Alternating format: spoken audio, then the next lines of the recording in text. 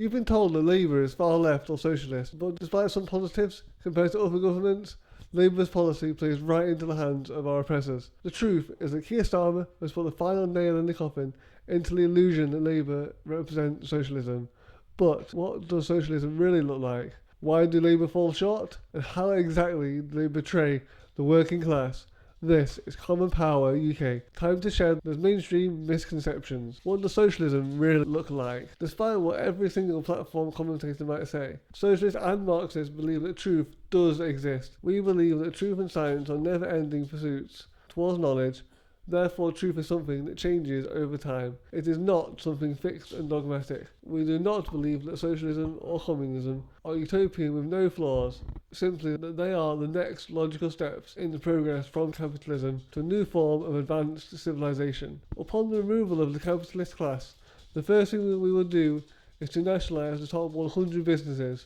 This alone would cause a tidal wave of public money returning to the public purse. With this, we would guarantee a high quality of healthcare, education, food and housing to everyone who needs it. The best thing about this system is that because the workers would be in charge, we would ensure that the homes are built to the quality of years gone by. We would be able to charge reasonable prices for everything because we wouldn't have a profit motive sucking and siphoning our money. Immediately, we'd commit those funds to cleaning our waterways to ensure the fulfillment of everyone's human right to breathe clean air, to eat healthy food, and to build new communities that have each other's backs and work towards a common goal that has been missing for generations. That is the most exciting thing about socialism. It is a project that we can all get behind, we can all contribute, and will lead to a better future for each and every single one of us.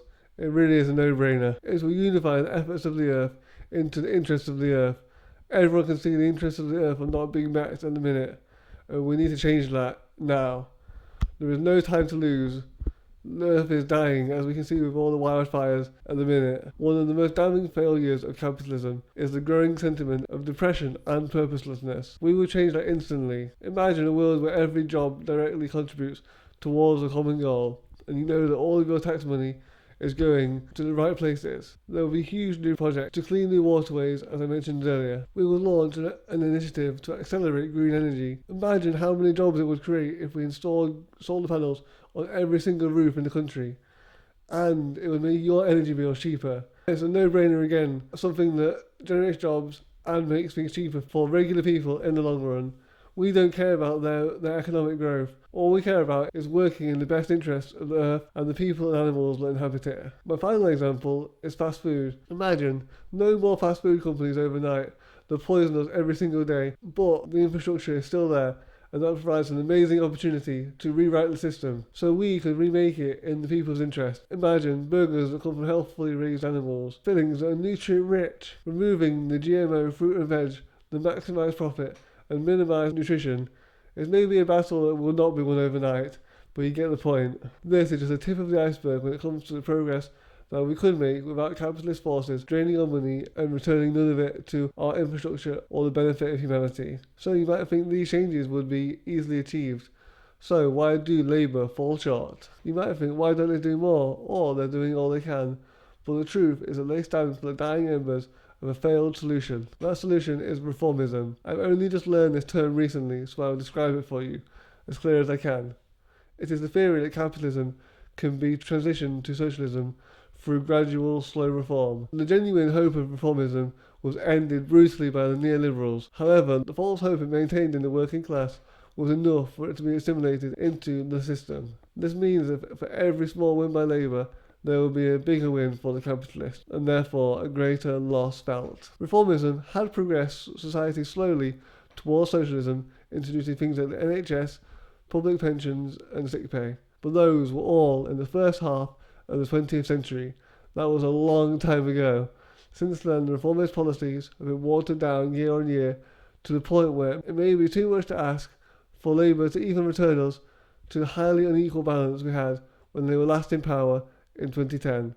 It is clear that they, like every other capitalist, has no intention for a better future, no clear vision of a way out of the dark we all see and feel. How exactly do Labour betray the working class? The short answer is that they are no longer on our side, but the nuanced answer is that they appease workers by giving out small pay deals to maintain the status quo. But the radical answer is that the Labour Party is a powerful counter-revolutionary force that sell out the working class every day. I'm not saying that's my opinion, so you can make your own mind up. It's a sad thing that I've realised recently that even unions can be corruptible, or their members so desperate for relief that they are willing to take anything that sounds meaningful.